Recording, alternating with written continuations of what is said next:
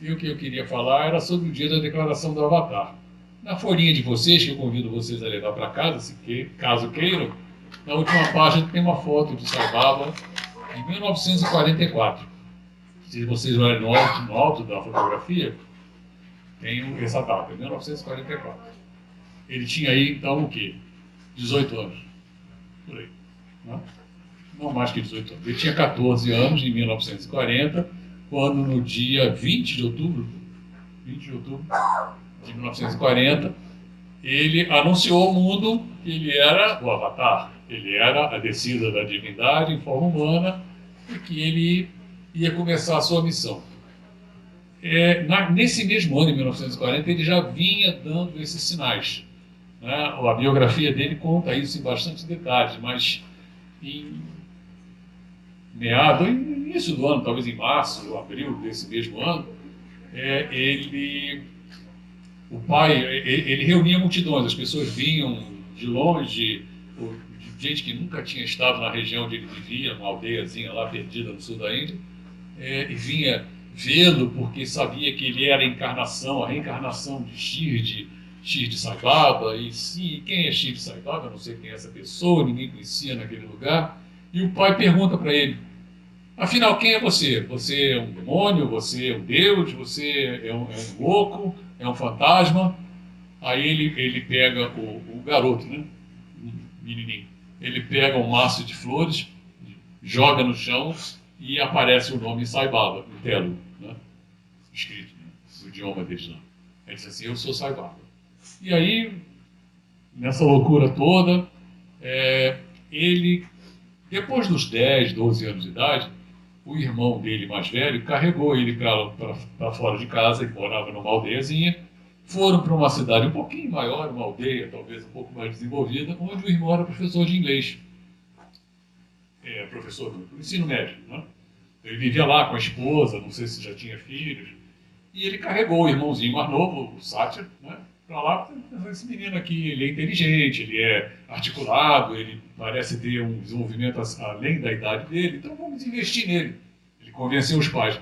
Vou levar ele para a escola, que é uma escola de inglês, né, de língua inglesa, para ele se aperfeiçoar no inglês. E o projeto de vida da família para o garoto era que ele estudasse, se formasse, fizesse um concurso e virasse funcionário público, para poder garantir o sustento dele e da família. Ele ia ser arrimo de família para sustentar os pais. Ele tinha outros planos, mas ele foi e com 14 anos, nessa data aí que eu dei, 20 de outubro, né, ele desiste daquela brincadeira. Né? O que ele faz? Ele vai para o colégio, o irmão manda ele para o colégio, ele vai, bota os livrinhos amarradinhos lá numa trouxinha e sai de casa.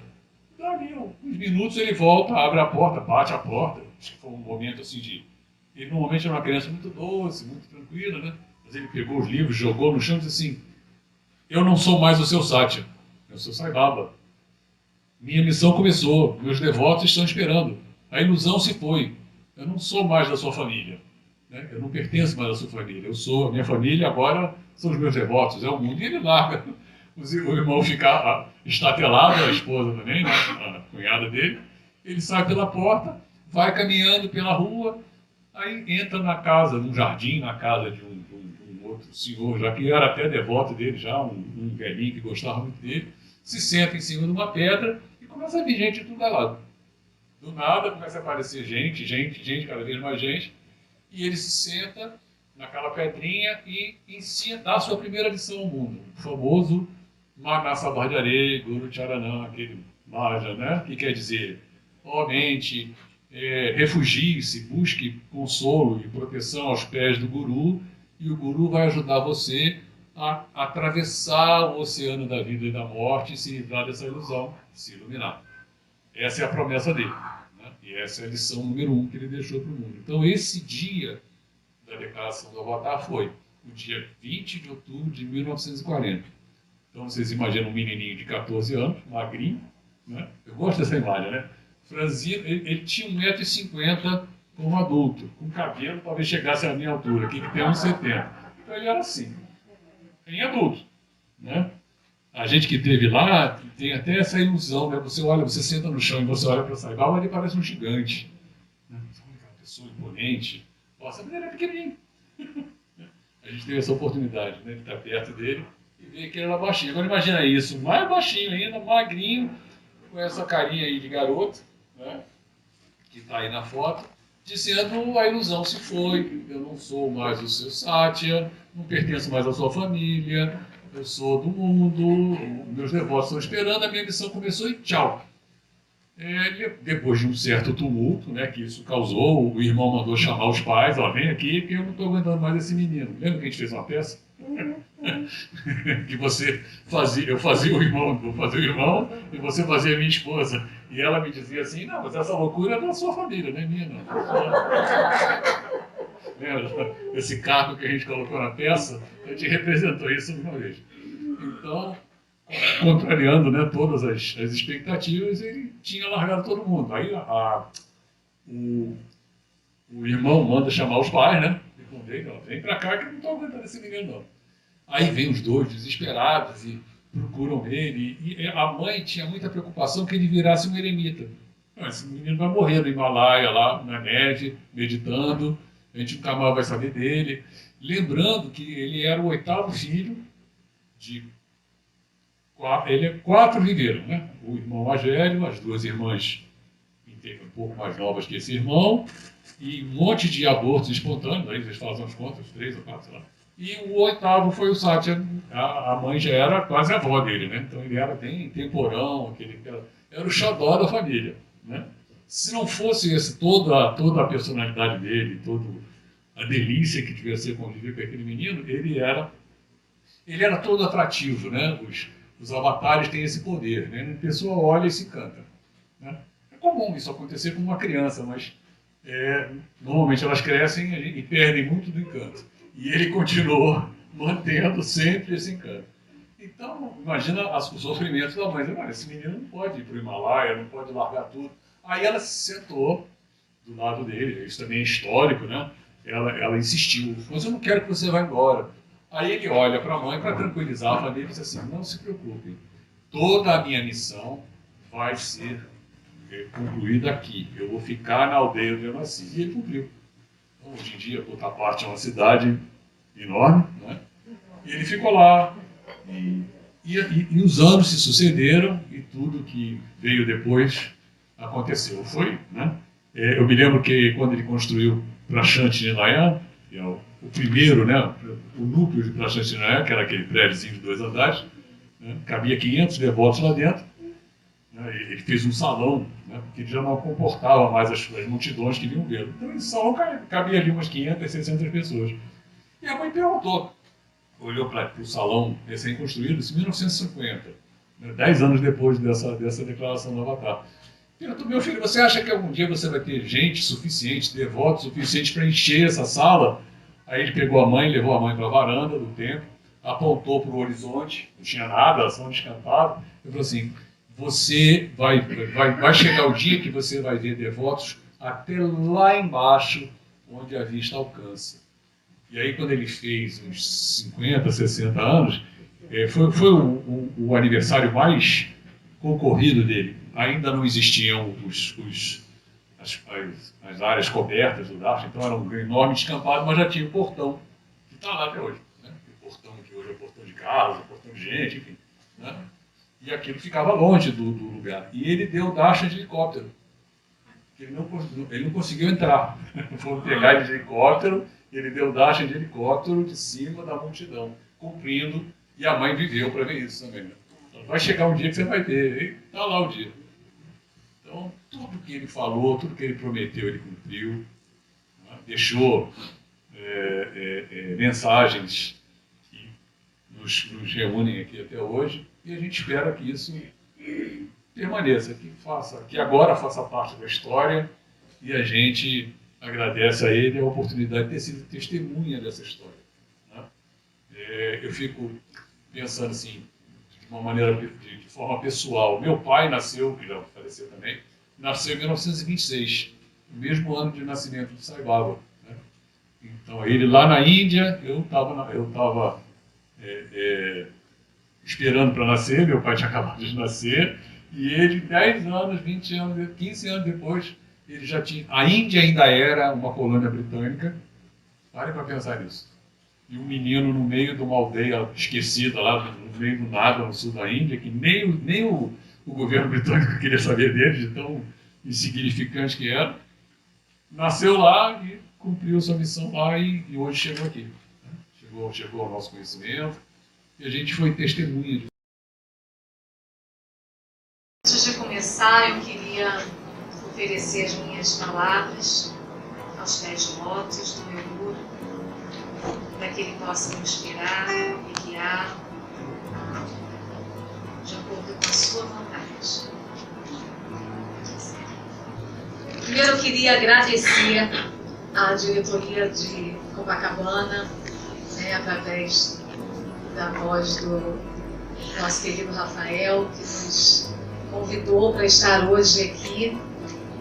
E para mim, em especial, hoje é um dia em que eu fico muito emocionada, porque eu me recordo de momentos assim, momentos divinos mesmo, onde eu pude, nem sei se vivenciar, se realizar, mas eu pude sentir o amor de Swami em toda a sua dimensão com os seus devotos. Porque, na verdade, eu senti isso através dos devotos, né? Cada um que vinha contando uma história, que vinha chorando por alguma situação, a gente sentiu o amor dele. Nossa, é impressionante. E é isso que eu vim aqui hoje. Hoje eu vim aqui compartilhar um pouco desse amor. E esse amor, às vezes, a gente acha que o amor do nosso guru, que a gente teve a felicidade de ter um guru em forma humana, o próprio avatar em forma humana como o nosso guru.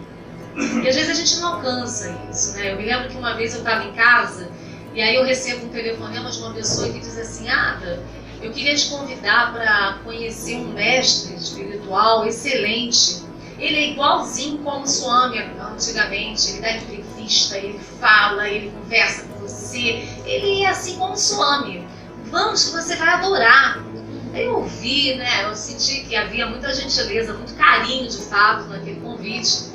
Então eu, assim, de forma amável, falei: olha, eu agradeço o convite, mas eu não preciso, né, de nenhum outro mestre para poder sentir, né, o que o Swami está querendo me guiar. Ele me guia o tempo inteiro.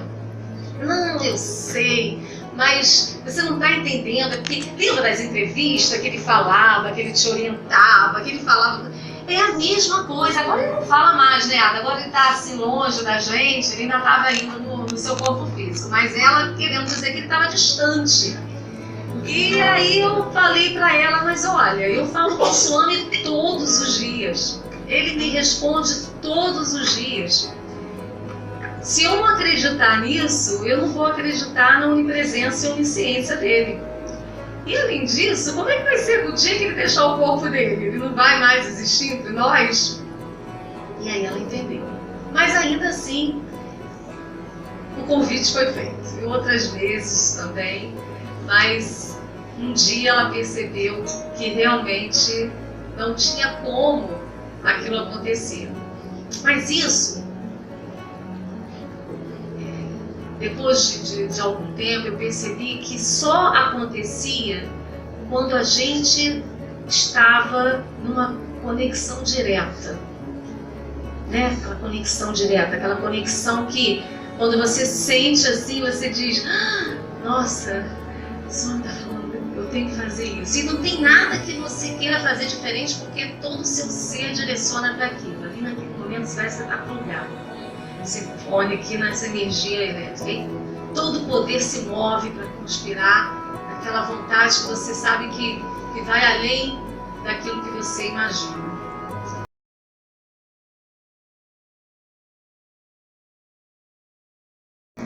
Eu me lembro que quando eu conheci Swami, eu fiquei tão louca, tão desesperada por saber que ele estava aqui na Terra, o Avatar está na Terra, como todos vocês, eu imagino, que logo depois eu fui para a Índia. Mas eu não sabia como é que Swami atuava, eu não sabia como é que era essa didática de Sai Baba, eu não sabia nada. E ele estava jogado lá no centro de Niterói no sentido de tentar conhecer mais. Vim de um encontro de liderança, primeiro encontro de jovens que teve, e aí estava naquele burburinho do grupo que ia para Prachante, logo 2 meses depois, porque eles estavam se reunindo desde julho, mas eu já peguei assim, tipo em dezembro, alguma coisa assim, isso. E aí, eu me lembro que tinha uma das jovens que virou para mim e falou assim: Ada, você vai, eu tô querendo ir, porque meu pai me deu dinheiro para mim, perguntando se eu queria ir para a Índia. Você acha que isso é um convite? Tinha muita aquela coisa antigamente, né? Tem um convite, tudo que acontecer era um convite. E eu, claro que é um convite, eu nem sabia nada direito, mas eu ia na fala, né? Claro que é um convite, seu pai te falou assim, não é um convite. Vamos lá na Alzira. A Alzira era a coordenadora que levava, né, o grupo. Alzira, essa menina aqui tá querendo ir para a Índia. Aí a Alzira para mim, mas não tem mais vaga, tia, já estamos quase indo. Eu falei, mas é um convite, né, tem que ir e tal, galera. E deixei ela lá falando e fui lá para dentro. Quando eu cheguei lá dentro, eu olho para a foto do som e começo a sentir. Ela ainda me perguntou, você vai? Não, imagina, eu tava assim, sem condição nem de pensar em ir para a Índia. Não é possível, não tem a menor condição, não estou nem pensando nisso. Aí, se o senhor quer mesmo que eu vá, se isso é um convite, o senhor faz alguma coisa, né? O senhor faz alguma coisa para poder eu sentir que o senhor está me chamando. Eu falei assim, Sônia, se o senhor quer mesmo que eu vá, que aconteça alguma coisa com o meu dedão. Aí fiquei na cerimônia, ele vinha aquela vontade, eu olhava para o quadro dele e ficava, já falei, Sônia, tem jeito, tal, aquela coisa. Aí mas foi eu, né, lá para fora, tô eu lá conversando com as pessoas e vou lá conversar com o Luzimar. Aí vira o Luzimar, já tinha até esquecido esse dedão que eu tinha falado com o senhor no quadro, né? Aí vira o Luzimar pra mim e fala assim, você já viu que seu dedo tá sangrando? Aí eu olhei pro dedo, eu não sabia se eu falava pra ela, se eu ia atrás da Alzira, eu só sabia uma coisa, eu ia à Índia. Aquele era o meu convite, meu dedão sangrando. Aí fui atrás, é óbvio, da Alzira, né? Alzira, eu estou indo pra Índia com vocês. Ela, mas como, Adinha? Como que você vai? Não tem mais passado, não tem mais lugar no avião, já está tudo tomado. Aí eu falei, você não tá entendendo, Alzira? Eu vou, eu só sabia que eu ia. Eu não sabia nem como, mas eu sabia que eu ia. Não tinha nada que dissesse o contrário. E fui para casa. Cheguei em casa, avisei a todos que eu estaria indo para a Índia, né, com o grupo que estava saindo. E aí todo mundo olhou para mim e disse assim, mas você sabe quanto que é a passagem? Eu falei assim, sei, já procurei saber lá com o pessoal que estava lá no centro de Niterói. Não tem problema, ele vai dar um jeito. Aí cheguei no meu trabalho, nunca tinha tirado férias, porque eu trabalhava por conta própria, né, dando aula. Mas aí cheguei, meu pai era meu chefe, falei, pai, eu vou tirar férias em janeiro, porque eu estou indo para a Índia e vou ter que fechar aqui. Aí meu pai me lembra, ele falou assim, minha filha, mas você tem consciência de como que é a passagem, de quanto que é e tal. Eu falei, mas não se preocupa agora, porque se for para eu ir, Sai Baba vai materializar um anel, eu vou vender e vai ser o preço da passagem. Aí ele olhou pra mim, bateu assim nas minhas costas. Menos, minha filha. Eu trouxe isso hoje, meu Deus. E aí eu, né? Mas eu sabia que o dedão tinha, né? Aí eu fui pra casa, né? Cheguei pra família de novo, falei que eu já tinha avisado a todos. Não, gente, eu tô contando uma coisa que eu tenho testemunha aqui, porque está aqui sentada uma pessoa que acompanhou todo esse processo divino, que é um processo divino.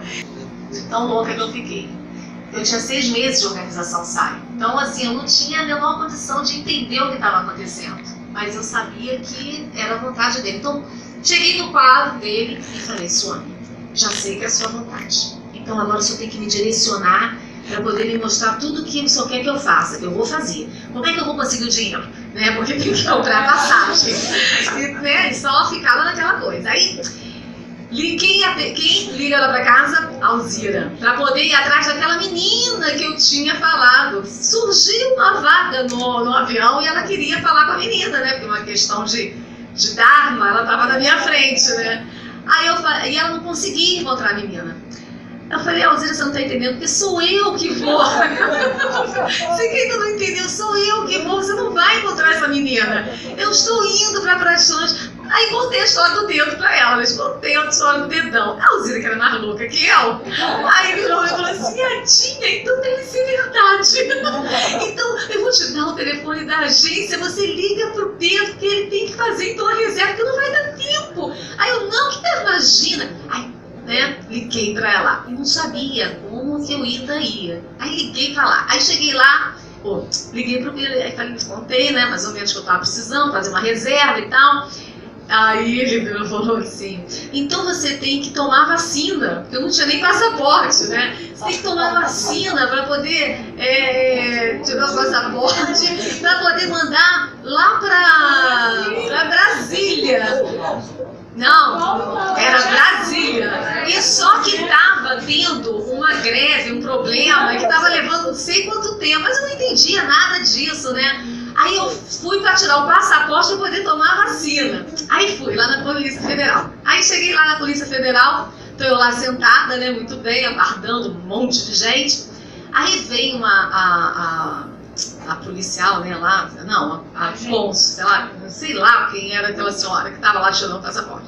Aí vira para mim e faz uma pergunta séria, aquela hora que eu tô, Fala assim, Índia, tantos lugares, assim, você tá querendo ir pra Índia? Mas o que você vai fazer na Índia?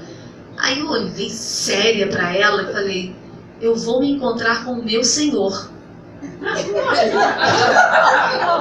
Aí ela não falou mais nada, ela olhou pra mim, eu me lembro até da expressão que ela fez, ela olhou pra mim e falou, virou e falou assim, olha, você vem daqui a 10 dias, que eu falei que eu tava com urgência, e tava levando 20 dias, ela falou assim, não, você vem daqui a 10 dias que eu vou te entregar o passaporte. Aí eu, muito obrigada, fiquei felicíssima porque ela tirou, ia tirar 10 dias. Aí fui pra casa, cheguei lá em casa, liguei pra pessoa, lá da agência. Olha, vou conseguir meu passaporte daqui a 10 dias, então vou levar pra você. Ai, Ada, não vai dar tempo. Não vai dar tempo, filha, porque tá levando não sei quanto tempo pra poder trazer o visto lá de Brasília. Não vai acontecer. Sinto muito, você devia ter falado pra mim que eu tinha te dado uma passagem pra você mostrar lá. Aí eu desliguei o telefone e fui lá pro meu quarto. Swami, e agora? Não é possível que o senhor vai deixar eu, morrer depois do dedo, como é que faz? O que eu faço? Aí veio aquela voz interna, volta lá. Aí falei lá em casa, olha, eu vou ter que voltar lá na Polícia Federal. Pelo amor de Deus, você tá pensando que lá é bagunça, que é assim que você vai, que você volta? Vamos menos, Aí fui, e quem que estava lá? A mesma pessoa que tinha me atendido. E ela tinha guardado a minha fisionomia por causa daquela minha frase.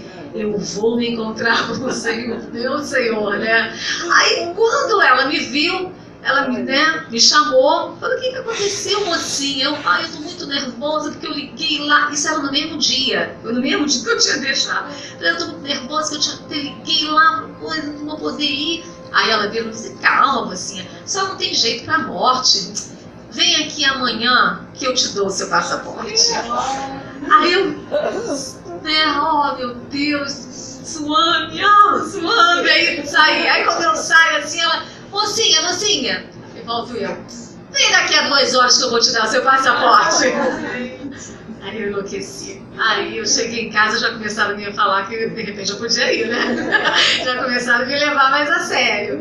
Mas ainda assim eu também não sabia. Então eu fiquei igual uma louca. Eu ficava andando pela casa para ver se o homem tinha materializado o tal anel. Aí eu andava mesmo, juro.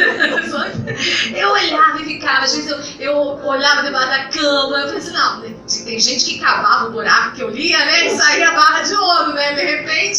Só me botou debaixo da cama, alguma coisa. E eu ficava mesmo, eu acreditava. Podia o mundo dizer que eu não ia, mas eu tinha certeza, não tinha ninguém que tirasse essa conexão ali que estava comigo e o meu Senhor. Aí cheguei, mas não sabia como. Só que fui levar o meu passaporte. Só que teve um porém. No dia que eu levei o meu passaporte, eu não tinha um tostão. E ele virou e falou assim, Adinha, não dá mais para esperar, porque semana que vem já tem que emitir as passagens, porque vocês vão viajar daqui a 15, 20 dias, negócio assim, já não dá mais para esperar, nem para financiar, nem para fazer nada. Falei, tá, não tem problema. Cheguei pro meu marido, pedi para ele fazer um cheque. Aí ele falou assim para mim, você tem certeza do que você está fazendo? Claro, eu só preciso de uma semana, porque eu acho que uma semana só vai dar um jeito. Então é uma semana que eu estou precisando. O senhor tem como segurar uma semana? Aí ele olhando pra minha cara, só que ele falou assim, eu já ouvi tantas histórias com relação a essa viagem à Índia, que eu assim, né, não tô mais. Qualquer dia desse eu tenho que ir lá para conhecer. E me deu uma semana. E aí uma semana é o que eu tinha para só me materializar o dinheiro da passagem, né? E eu achando que era o anel.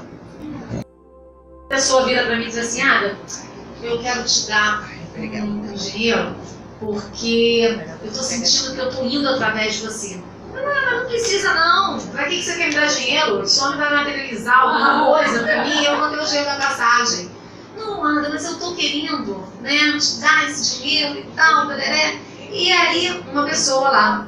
E assim, foram todas as pessoas que vinham perto de mim que queriam me dar alguma coisa. E eu dizia, mas que isso? Até que uma pessoa que tinha acabado de chegar no centro virou pra mim e falou assim, Ada, eu acho que eu vou te dar o dinheiro do meu aluguel, porque eu vou morar com meu pai e eu não vou precisar pagar o aluguel. Então eu tô sentindo que eu devo te dar esse dinheiro. Quando essa pessoa falou isso, eu falei, meu Deus, o senhor está me dando dinheiro e eu não estou entendendo, né? Porque isso é uma coisa completamente surreal, né? E essa pessoa está aqui, que eu não a vejo há muitos anos e hoje ela me deu a possibilidade de poder retornar, né, de um tempo lá atrás. Muito obrigada. E agradeço. E assim foi. E assim, um dia antes eu estava com o dinheiro lá no... Aí eu pensei, nossa, vou chegar lá, vou ter tanta conversa com ele, eu vou perguntar tanta coisa para ele que vai ser uma loucura, né? Porque já tinha uma agenda assim, de coisa para falar com o Swami. Mas o que eu mais queria saber era se era eu mesma que tinha que ficar na coordenação de jovens, que eu não sabia nada, não sabia nem o que era o Savadharma, como é que eu podia aceitar uma coisa dessa. E fui, né? Depois de ter pago minha passagem, de ter feito tudo isso, ele vai, né, conversar comigo tudo que eu tô imaginando. Fui toda feliz. Só que chegando lá, Swami passava, não existia. Como assim? Ele me trouxe pra cá, ele nem fala comigo, né? E eu, né, pra lá, eu tô vendo que isso acontecia e com todo mundo, aí um belo dia eu falei, não, tem que fazer igual esses devotos lá, tem que criar um código com ele, alguma coisa assim, não é possível.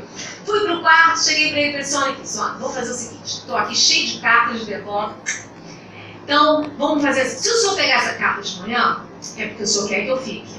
Né? Se o senhor não pegar essa carta, é porque o senhor não quer que eu fique. Então vamos fazer assim para poder dar certo. Aí fui pro Darshan, toda feliz com as cartas. Aliás, se o senhor pegar, naquele dia.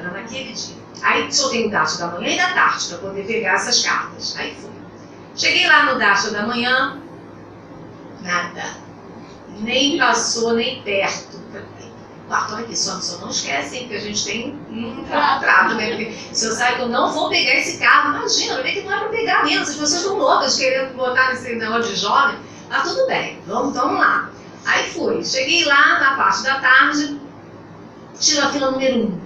Falei, será que é hoje, né?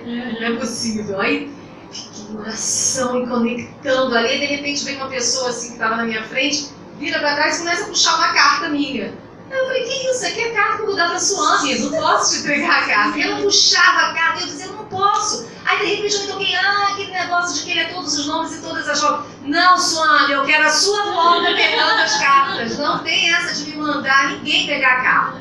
E ali conectada com ele, aquela coisa toda, e vou eu para o fila número 1, correndo, porque antigamente era uma loucura, né? Você corria igual uma louca, sento eu lá na primeira e fico, Swami, por favor.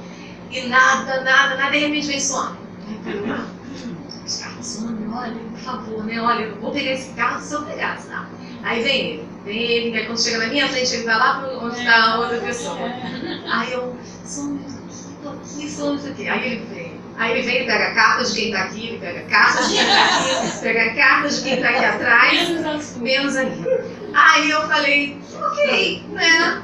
Tudo bem, não vou pegar esse carro. Aí fiquei tranquila, botei as cartas aqui embaixo e fiquei Suami, olha, o senhor sabe que eu não vou pegar esse carro, né? E aí aquela coisa assim, aí ele já estava como estava a Sueli assim. Aí de repente ele volta e pega minhas cartas. Aliás, pega minhas cartas, ele volta e fala assim pra mim, grande demais, das cartas.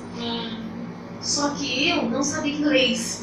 Aí, né, até que alguém conseguiu dizer pra mim em códigos, né, olha, grande demais. Aí veio a outra que sabia em português e falou, a sua mãe não tá falando que tem muita carta. E eu falei, mas ele tinha que pegar as cartas hoje. Não é possível. Aí eu pensei, não, já sei, tem aquela fila do sorteio para quem entra lá no Mandi pequeno, que às vezes ele recebe, né? Aí fui eu correndo igual maluca, já entendi, mas qual carta que o senhor vai querer então para pegar hoje?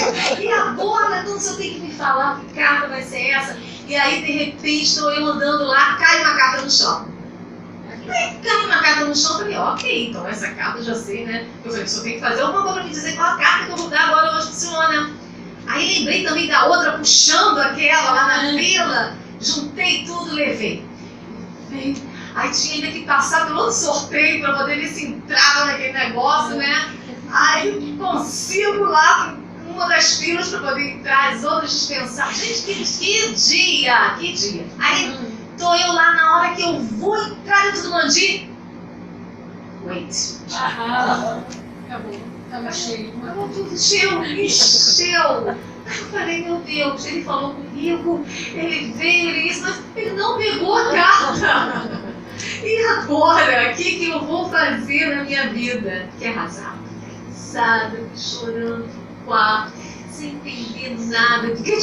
Foi um dia de loucura na minha vida. Muito bem. E aí? O que vocês podem pensar nisso? Dylan? Ele não viu? Não. A primeira grande lição. No dia seguinte, só não pegou as cartas. Ele não pegou naquele dia.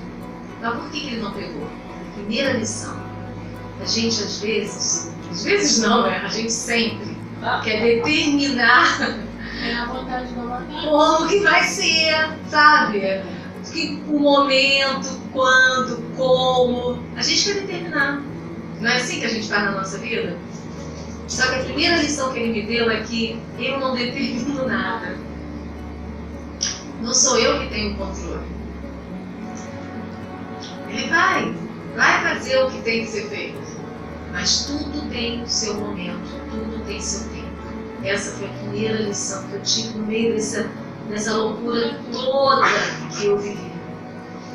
Mas foi tão forte, que é assim que o Avatar trabalha, é assim que esse guru trabalha. Ao ponto de que quando vem uma lição, transforma para nunca mais mudar aquilo que foi transformado. Ele diz, né? Poderia estar lá, o dedo e transformar tudo. Mas isso não seria suficiente, vocês iriam errar de novo. Mas quando a gente consegue essa transformação interna, aí não tem jeito, não há volta. E quando você olha para dentro daqui a alguns anos, você vê quanta coisa foi mudada e quanta coisa você mudou por conta desses ensinamentos. Amar, eu conheci Satya Sai por um outro lugar que teve um parágrafo falando do trabalho e quem era. E diante das pequeno parágrafo, mas com total essência do que seja essa mensagem passada por ele, me encantou. E diante disso eu procurei aonde que tinha um Centro Sai, para que eu pudesse fortalecer tudo que eu senti quando eu li num pequeno parágrafo de um livro de um autor. E foi assim que eu cheguei. Não foi fácil quando eu encontrava o número, porque a pessoa que me passou também não tinha um número. Mas esse é o nosso exercício, é o querer. É o querer encontrar, querer realizar, querer ser a mensagem. E assim foi o processo. Encontrei, iniciei vindo frequentemente, porque eu queria entender o que era esse universo SAI. Tinha tudo a ver, até porque linkei logo Satya Sai com a educação em valores humanos. Então foi outra coisa que no meu coração disparou. Falei, nossa, tudo nessa minha caminhada de educação, tudo tá ali. E foi assim, aí entrei frequentemente aos domingos, vindo nos círculos de estudos, aprofundando, porque eu sou uma pessoa que eu preciso estar na fonte.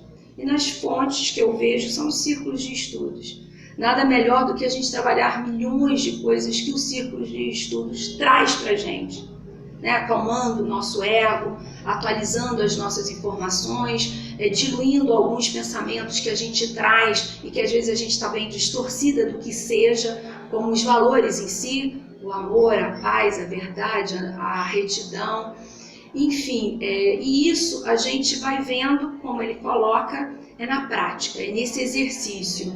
E foi assim, está sendo assim, e é muita gratidão de poder fazer parte dessa família Satya Sai.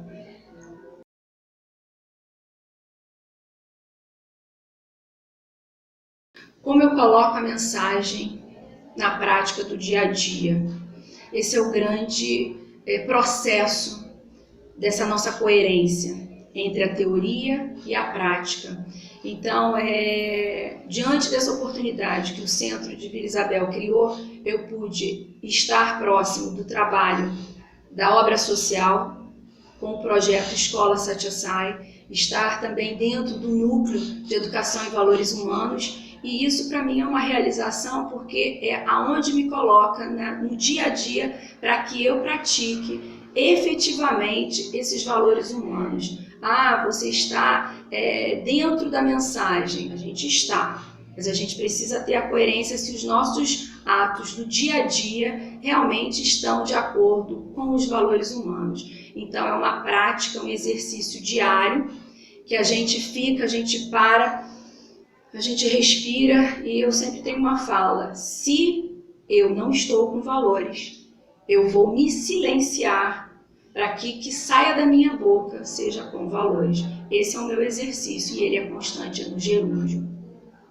Os milagres de Satya Sai, um olhar diferenciado para cada um que chega a nós, ou na obra social, ou nos cursos de educação em valores humanos, na minha família, no meu trabalho. É essa visão, é esse amor, é esse acolhimento com todos esses valores. A gente está reto no nosso propósito, a gente está com amor do que está fazendo, a gente está leve, a gente está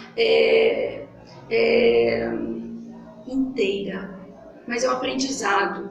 A gente ainda não está completo, mas eu acho que nessa prática do dia a dia, a gente vai chegando nessa proposta de iluminar nesta.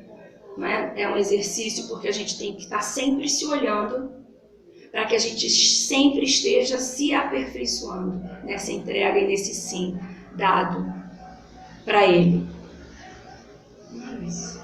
Vamos, Irã. Resolveu um dia procurar, né, o Centro Sai de Vila Isabel, e a gente encontrou. E eu fui lá, passei por uma entrevistazinha com a Leila Sampaio. Primeira vez que eu entrei, nunca mais eu saí.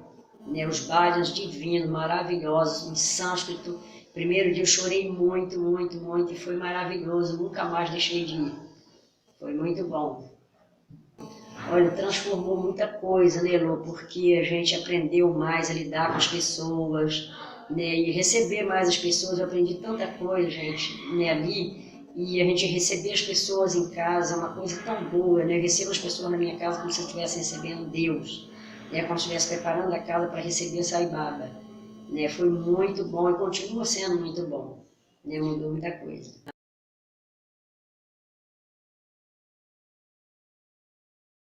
Nossa, meu filho, ele agradece assim todos os dias por ele ter nascido nessa família e por ter nascido já nessa era, né, da gente já estar conhecendo Sai Baba, por ser vegetariano.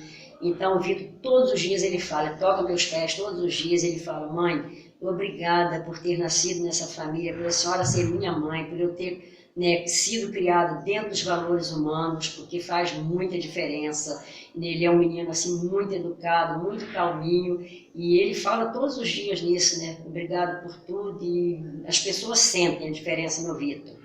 Né? No Igor também, na Tati, na Ananda, né? A Tati agradece muito também por fazer parte desse grupo, né, do Sai Baba e pela família, né? Fazer parte da nossa família, que foi criada também já adolescente, mas ela sempre gostou muito, muito mesmo. Seu filho, quando nasceu, vocês levaram ele lá no altar. Como é que foi. Todos eles. Quantas experiências? Tá, todos eles. O Vitor foi o primeiro, né, quando nasceu, e a gente levou lá, fez uma cerimôniazinha, colocou ele no altar, no chão, e ofereceu para Sai Baba, queimou incenso e cantamos o Gayatri e oferecemos ele para o Senhor. Né? Depois veio o Igor. Aí a gente fez a mesma coisa, o primeiro lugar que saiu da maternidade, foi a mesma maternidade. Depois foi a Ananda. A Ananda também a mesma coisa, nasceu em outro hospital, mas com o mesmo médico. Depois foi o Pedro Henrique, que foi o últimozinho, o netinho mais novo. E também a gente fez a mesma coisa, ofereceu lá, né? E todos os anos no aniversário de Baba a gente, né, fazia a cerimônia para ele 6 horas da manhã. E é uma experiência assim, divina também, muito boa mesmo. Foi a única vez que eu fui à Índia, eu nunca queria ir, tinha medo de avião, mas aí Swami providenciou tudo, não tinha dinheiro, não tinha nada, de repente Sai Baba providenciou tudo e a gente foi. Eu nunca pensava de ver Sai Baba de perto, tão de pertinho, mas fiquei orando com o meu japa mala, pedindo ele, louvando o nome dele e pedindo a ele, Senhor, quando o Senhor passar, que eu fiquei assim, bem na primeira filinha, a vez de sair da casa dele, e aí eu tinha quebrado a mão no Maracanã e meus dedos criaram artrose, ficaram todos assim tortinhos, não entrava nenhum anel. Aí eu fiquei pedindo a ele em oração, Senhor, quando o Senhor passar aqui perto de mim, por favor, só para eu saber que o Senhor me ouviu, o Senhor dá uma olhadinha para mim, por favor. Quando ele saiu da casinha dele, que ele veio, ele fez assim para o Seva, virou a cadeirinha para o meu lado, eu estava nessa... E as indianas todas me tocando, Sairam, Sairam, Sairam na cabeça. Eu olhei para trás, para a Ada, e perguntei o que tinha acontecido, porque eu não vi. Parece que o Swami adormeceu. Aí a Ada falou, Lisa, você não viu? O Swami ficou abençoando você um tempão. E eu falei, eu não vi nada, Ada, não vi nada. Aí eu coloquei as mãos para orar, para agradecer ele. Ele já estava indo embora, eu agradecendo. Quando eu coloquei as mãos assim, minhas palmas se tocaram. Aí eu falei, Senhor, o Senhor curou as minhas mãos, meu Deus, uma mão direita. Aí eu olhei para a Ada e falei, aí eu comecei a chorar muito. Aí eu falei, Ada, Baba curou a minha mão. E aí eu saí dali gritando para todo mundo, fui em todos os quartos, e fui gritando para todo mundo que Baba tinha me curado. E realmente ele me curou, da mão e várias outras coisas, Saira. Saira. Você gostaria de contar alguma outra experiência? Essa, teve essa e teve uma também quando eu estava grávida do Vitor, que as 3 ultrassons deram menina, mas eu tinha certeza que era um menino. Aí um dia de manhã cedinho meditando, todo dia eu meditava, aí nesse dia meditando eu olhei para uma fotinha de Baba, que era a primeira foto que a gente comprou, estava assim no meu quarto, aí eu olhei para ele e falei, Baba, eu queria que o Senhor me desse uma luz, alguma coisa dizendo, porque eu tenho certeza que eu estou esperando um menino. E falei, a médica toda, já fiz 3 ultrassons e está dando menina. Falei, mas eu tenho certeza que é um menino. Então, naquela foto de Baba, a foto de Baba sumiu e apareceu um menininho de chupeta azul na boca, balançando as perninhas. Eu fiquei com aquilo, eu fiquei assim, meu Deus, eu chorei muito, porque aí eu tinha certeza que era um menino, e com um macaquinho azul também. Aí eu conto isso pro Vitor e ele fala, não acredito. E ele, a primeira palavrinha que ele falou, Elô, pequenininho, ele começou, nem andava ainda direito segurando, ele chegou na sala e viu uma foto do Sai Baba, ele olhou assim para a foto, botou o dedinho, Baba! E eu contei para ele um dia desse, ele não acreditou. Eu falei, foi, Vitor, nunca te contei. Ele falou, nunca me contou, mãe. Eu falei, foi, filho, a primeira palavra que você disse foi Baba. Aí foi assim, uma emoção muito grande, sabe? E Baba entrou na nossa vida assim para nunca mais sair, se Deus quiser. Que é uma experiência maravilhosa, uma transformação maravilhosa. Eu agradeço todos os dias a Deus, por ter conhecido o Baba, ter visto ele de pertinho, e ele ter feito esse milagre e curado a minha mão. E agradeço ele todos os dias, muita confiança, muita fé, muito amor que eu tenho por ele, porque tudo que eu peço a Baba, ele concede. Tudo. Casa grande, tudo que eu pedi a ele me deu. Então só tenho a agradecer. Saia.